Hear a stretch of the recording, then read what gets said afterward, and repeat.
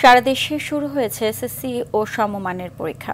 চট্টগ্রাম শিক্ষা বোর্ডের অধীনে এবার 219টি কেন্দ্রে 1,40,927 জন পরীক্ষার্থী অংশ নেয়। নকলমুক্ত পরিবেশে পরীক্ষা অনুষ্ঠিত হয় কুমিল্লার সবকটি কেন্দ্রে।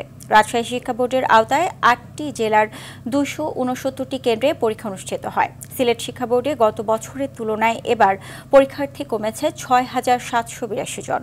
ময়মনসিংহে শিক্ষা বোর্ডে কড়া নজরদারির মধ্যে প্রতিটি কেন্দ্রে প্রথম দিনের পরীক্ষা হয়। রংপুর বিভাগের 8 জেলায় মোট পরীক্ষার্থীর সংখ্যা 1,82,410 জন।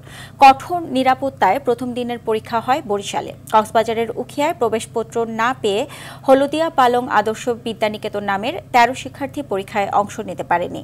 এছাড়া খুলনা, যশোর, দিনাজপুর, হিলি, নাটোর, ঝালকাঠি, মেহেরপুর, নড়াইল, ভোলা, আখাউড়া, সাভার দেশজুড়ে প্রথম দিনে পরীক্ষায় অংশ নেওয়া শিক্ষার্থীরা।